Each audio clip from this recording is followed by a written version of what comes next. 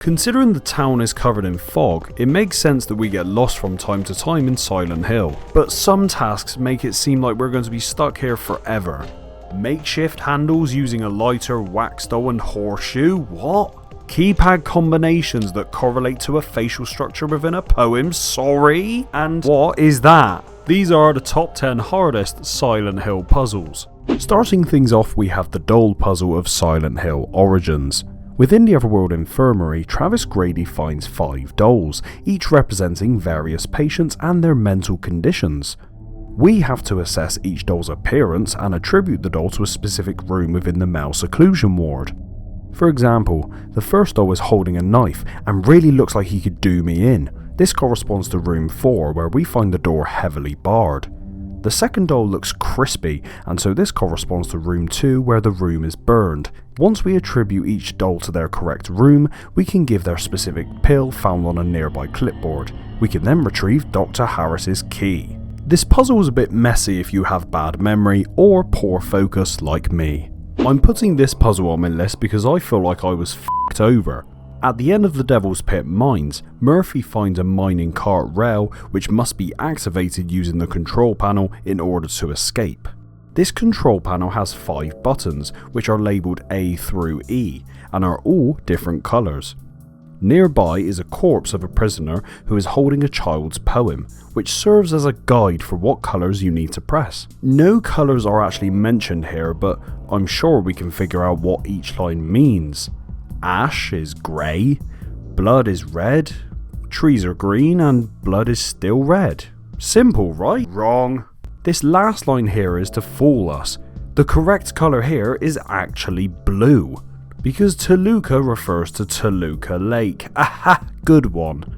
I cannot stress to you how long I spent bashing my head on the carpet because I was convinced I was right, and now I feel like a fool. Next up is the rotating cube puzzle of Silent Hill 2. It's not super hard to figure out what we have to do here, but the challenge lies in the randomness of extra riddle difficulty.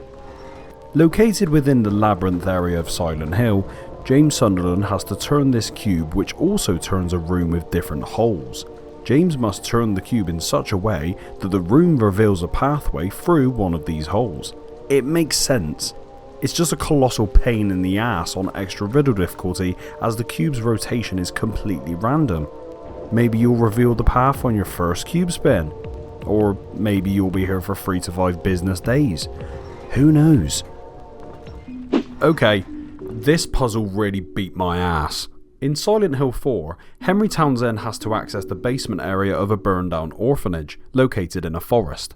Among the burned remains is a life-size doll blocking the entrance to a basement. In order to move this doll and access the basement, we have to collect 5 missing pieces of the doll, including its head, arms and legs. These limbs are scattered throughout the forest in dark wells. In order to see into the wells, we need to light a torch from a nearby flame and then grab each doll part. We can then return the parts to the original burned doll. This all seems pretty straightforward, aside from the fact that we have numerous monsters roaming the forest, including serial killer Walter Sullivan. We must also protect, or at least stay near, our neighbour Eileen, who has joined us on this journey. This puzzle is just a bit overwhelming and it's not a fun time. That said, once we find and attach the doll parts to the one blocking the basement, we are given some breathing room and can carry on with our journey. The first Silent Hill game has some of my favourite puzzles of the entire series. Whilst Harry Mason visits the land called Nowhere, he finds a room with a bunch of zodiacs on the walls. There is also a pillar with 3 select zodiac symbols held on plaques. To solve this puzzle, we need to input the correct numbers beneath those select zodiac pictures. Here are the zodiacs and numbers we currently have in the room, and these are the ones we need to solve. See, I thought you would have to add or subtract some of these symbols, perhaps correlate one to another. Nope, you just have to count how many limbs each one has. How weird. And so, we count the limbs of the 3 additional zodiacs that are on the pillar and enter those numbers. Completing this will grant us with the Stone of Time. The Royal Flush Riddle is an optional puzzle in Silent Hill 3. After completing the game at least once, the player can choose to start an extra new game on hard riddle difficulty, which will offer the clue to this riddle in the library. I don't know about you, but I am shit at riddles. This riddle is a perfect example of how complex some puzzles can be in Silent Hill, all for a code that we can use to unlock a new bright orange t-shirt. We must find the code hidden within the riddle, which contains the number of characters and format of the code, and each number of the code, represented by months of the year, cards, and Alice in Wonderland. One traveller to St. Ives, the March Hare from Alice in Wonderland, March being 3, Beasts and Harvest representing 2 zodiac signs which cross August, which is 8. There's just a lot within this one riddle for us to decipher, and there's no consistency between each clue, so it's not like there's a pattern we have to follow. We have to work out line by line each number of the code within this riddle. Fortunately for us, this puzzle is optional, and if you just happen to know the code already, you can enter this into the costume typewriter and unlock the Royal Flush t-shirt without having to do any of the work. Enjoy your prize, you lazy fuck. Next up we have Free the Innocent Man, one of the most iconic puzzles in the entire Silent Hill series. Nearing the end of the labyrinth area of Silent Hill 2, James comes across a hallway with 2 identical rooms. One has 6 nooses and the other has 6 corpses. James must distinguish which criminal is innocent and pull the noose that belongs to them, setting them free. This puzzle is quite challenging on every difficulty, I think, but of course we're going to be scratching our heads the most over the extra riddle difficulty. Each corpse has an inscription describing what crime they've committed, which can be 6 of these 8 crimes. We also find a large clue which tells the story of how 6 criminals were captured and how 1 is innocent, which is exactly what we need to solve this puzzle, hooray! But what makes all of this difficult is the clue doesn't name any of the crimes, instead the riddle just loosely describes the 5 crimes which are guilty and leaves out 1 which is innocent. As you can see in the riddle, they're all descriptions of specific crimes. Arson is for scorched earth, anything with bodily harm is bloodstained and bandages.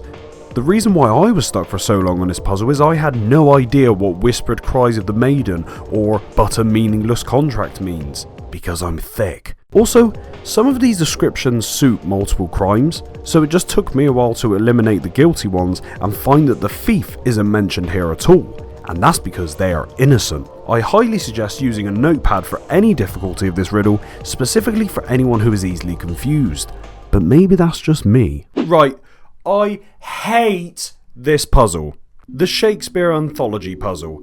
Unless you decide to look up the answer or you have decent knowledge of Shakespeare's plays, good luck. In the My Bestseller bookstore of Central Square Shopping Centre, Shakespeare's anthology books have fallen off of a shelf. In order to continue through the door behind the counter, Heather must enter a 4-digit code. This code is going to be a specific order of the anthology books as described in a nearby memo. The problem is, the memo on hard difficulty doesn't give any names or numbers, it instead loosely references each play. For example, the memo starts by saying a false lunacy, which describes how Hamlet feigned his madness, and that play is Anthology 4. This means that our first number of the code is 4.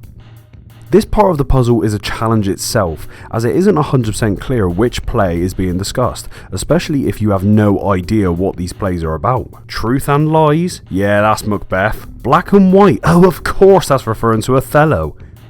If you do know about these plays, this puzzle is probably a lot easier to solve, but this is just one part of the puzzle. Once we solve the order of the anthologies mentioned in the memo, we get 41352, but hang on. The code on the door only accepts 4 digits. Well, the second to last verse describes manipulations needed for the code to be correct.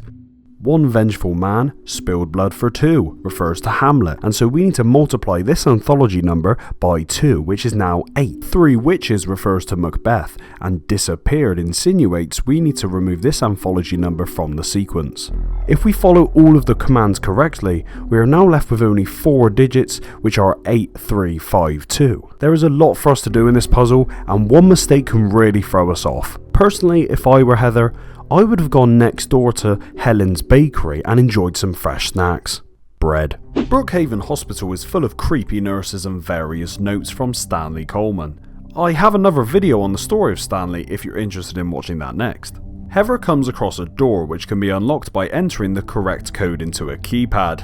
Oh great, another keypad puzzle, God help me! On easy difficulty there is a memo which gives some straightforward commands on how to open the door.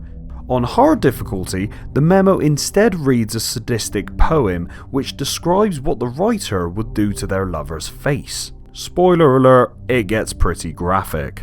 What we need to do, and fair play to anyone who figured this out, is we need to treat the keypad like someone's face, with 1 representing their right eye, 5 being their nose, 8 being their mouth, and so on. Next, we need to follow the poem and press on each facial feature that is being described. For example, the writer says that they will crush their lover's eye and drink in their cries. The tear stream would therefore be under their right eye, which is number 4.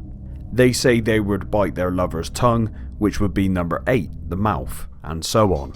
Having to visualise a keypad as something being described in the poem, particularly something really creepy, is genius. I feel for all of those who were sat at this keypad for hours wondering, what the hell is this poem?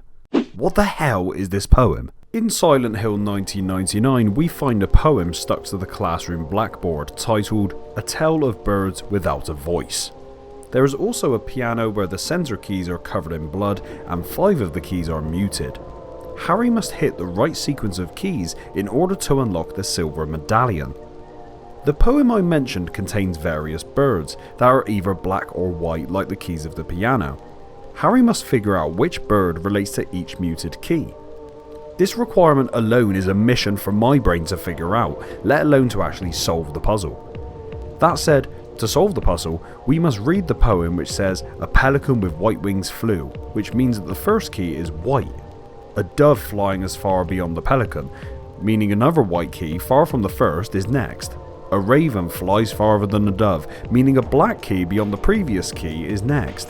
A swan then appears next to another bird, meaning a white key adjacent to one of the other white keys is next. A crow flies in but quickly stops, meaning the first black key on the left is being played last.